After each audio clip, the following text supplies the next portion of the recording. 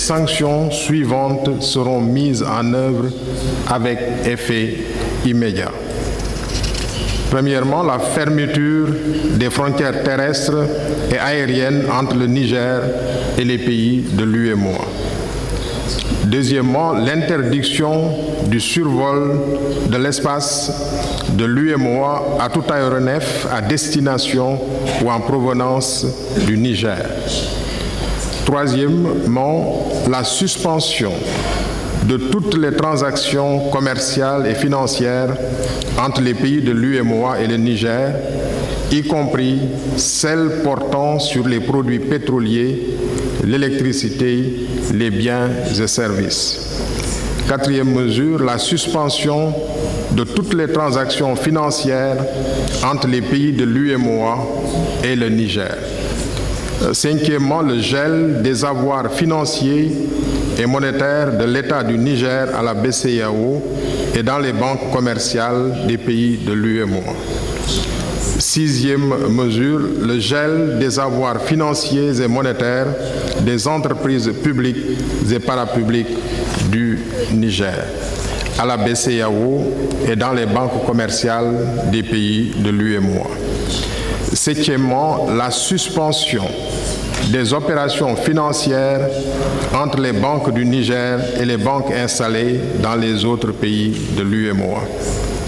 Huitième mesure, la suspension de toute assistance et transactions financières en faveur du Niger par les institutions de financement de l'UEMOA, particulièrement la BOAD. Neuvième mesure, l'interdiction de voyage pour les auteurs de cette tentative de coup d'État, le gel de leurs avoirs financiers et la confiscation de leur patrimoine. Dixième mesure, l'interdiction de voyager, le gel des avoirs ainsi que la confiscation des biens s'applique à toutes les personnes civiles ou militaires qui participeraient à des institutions, organes ou gouvernements et qui tenteraient de constituer les militaires impliqués dans ce coup de force. Elle s'appliquerait également aux familles des personnes concernées qui seraient en outre interdites de séjour dans les pays de l'espace UEMOA. Par ailleurs, les chefs d'État et de gouvernement de l'UEMOA réaffirment que le seul et unique chef d'État du Niger est le président Mohamed Bazoum. En conséquence, seuls les actes officiels émanant de lui et de ses représentants sont reconnus par l'UEMOA. En cas d'atteinte à son intégrité physique, les auteurs seront tenus pour responsables. Les chefs d'État et de gouvernement expriment leur soutien et leur solidarité au peuple nigérien et réaffirment leur ferme engagement à œuvrer pour le rétablissement de l'ordre institutionnel au Niger.